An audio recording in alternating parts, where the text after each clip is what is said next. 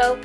Today I want to talk to you guys about why I have made the switch on my jerk style. I have switched over from the split stance jerk to the power jerk, and I call it the power jerk because I do in fact move my feet. I know there's a lot of CrossFitters kind of referring to it as a push jerk, and I don't really think that is seen in weightlifting. It's like a power jerk, squat jerk, or a split jerk. Split jerk is obviously the most common. That's what you see most people doing in competition, and that's when one leg is forward and one leg is backward. The power jerk is what I have chosen to switch to, and that is doing a jerk with the feet parallel, but not dropping below a parallel squat. Squat jerk is dropping into a full squat, overhead squat, but in the narrower grip, then finishing the jerk standing up the overhead squat.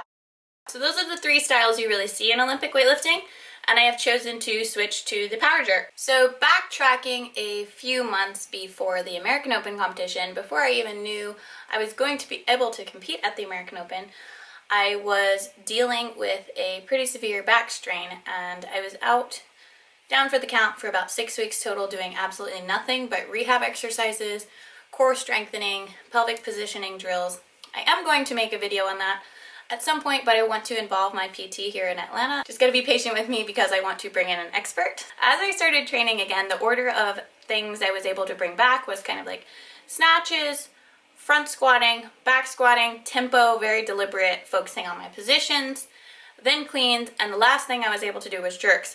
And one thing I definitely could not do was bring the bar down at all. So push press, jerk re-racks, anything that was bringing the bar down on my shoulders was actually causing me the most pain. And the split stance. I was not even able to do a split squat, the accessory. So split stance jerk was just not happening, but I was able to do power jerks and squat jerks. So Colin and I decided for the first block of training, we'll just not do the split because I was able to do everything else without pain eventually.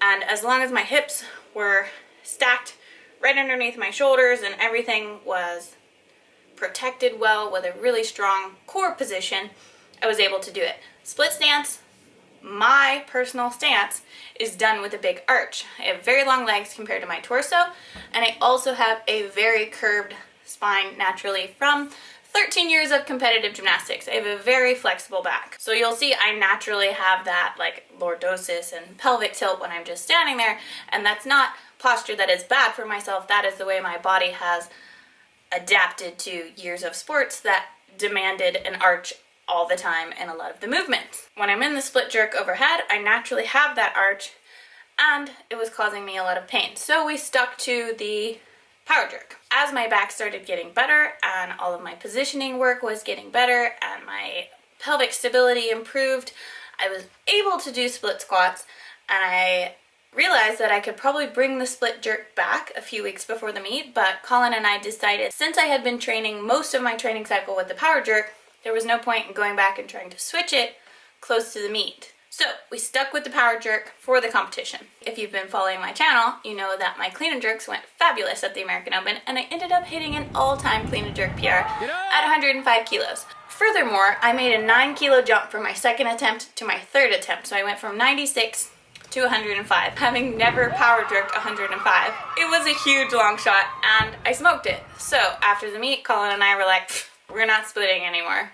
There's just no point in me doing the split jerk when now I've hit my best lift with the power jerk, and I feel so much stronger in the power jerk. All in all, my main reason why I'm switching is because I'm better at it.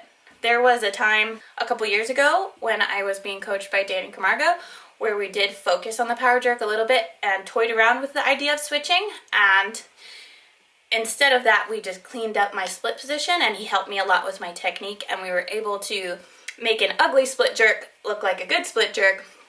And at that time it didn't make sense to switch, but now that I'm more developed as a lifter and my legs are more powerful and I'm quicker, I'm able to use my strengths as a lifter better on the power jerk.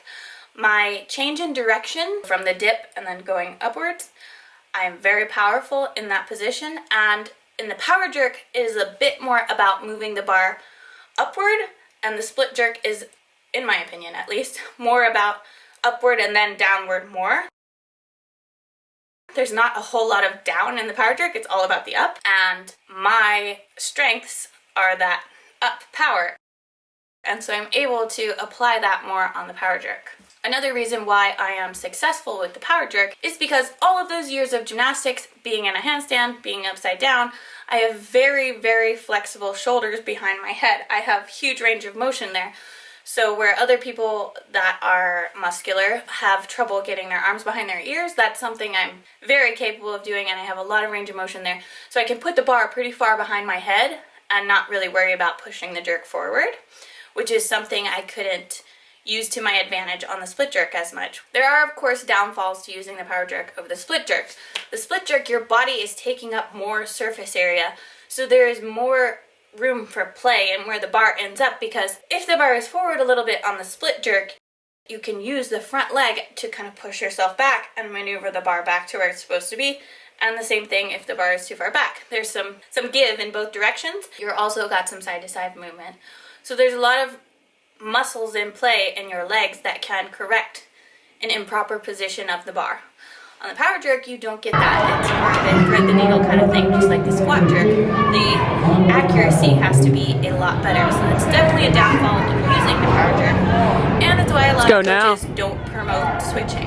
I definitely believe that the split jerk is the most advantageous for almost all weightlifters, but there's always going to be exceptions to any rule of thumb, especially if you're not an advanced lifter yet. Stick with the split jerk, even if you're not good at it yet and you're struggling with it.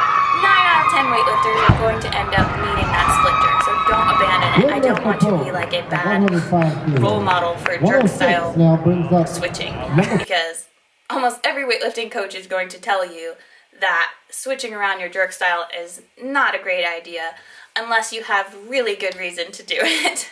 It probably appeared that I just on a whim was like, oh, I'm going to be a power jerker, but that is not in fact the case at all. I've been training the power jerk as an accessory to my split jerk for a long time and have known the entire time how much stronger my power jerk potentially is. I had just never pushed the numbers with it. Another question I keep getting asked is if I'm going to keep training the split jerk in addition to power jerking, and so far I'm not at all.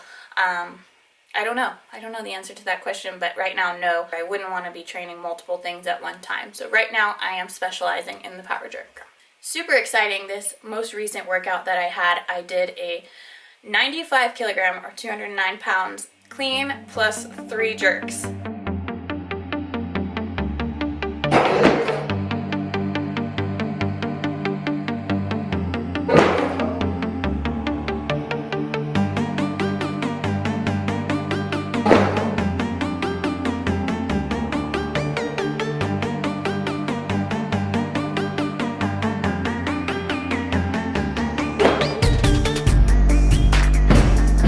As I said, the 105 was my PR power jerk in the meet, and before that in training I had done 100 one time. So to do 95 for 3 after a clean, I'm really excited about. My progress in my training is coming along spectacular. I have just finished up a work capacity phase for the Arnold, and now I'm going to be moving into lower reps. So happy that 10s on squats are done. I've been doing a ton of triples, I've been doing a lot of block work, a lot of just volume in general, like 6x6 on push press. Who programs that? So I hope that kind of clears up a little bit of why I'm switching my jerk, how it started, and maybe gives you some insight if you were considering switching your power jerk, switching your jerk. I definitely think it's good to play around with all of the styles and to use power jerks at the minimum as an accessory to your split jerk work, because like I mentioned, the drive is so important and the accuracy is so important on the power jerk. It is definitely a good tool to use for improving the split jerk, and that's kind of how I've thought of all of this. Even if I end up going back to the split jerk, all of this work is not going to hinder me in any way or pull me backwards or regress me at all. If anything, this is just going to make my jerk stronger in the long run if I do switch back. As of right now, I think I am officially 100% in the power jerk club, and I'm excited about it because they're going so well.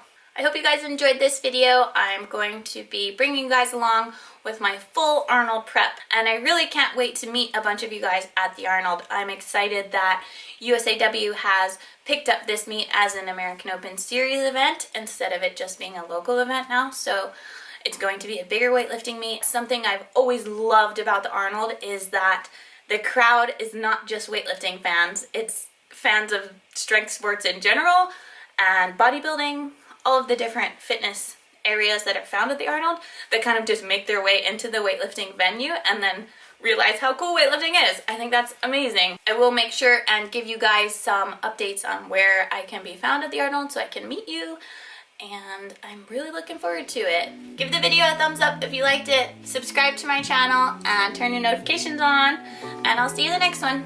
Bye, and go dogs!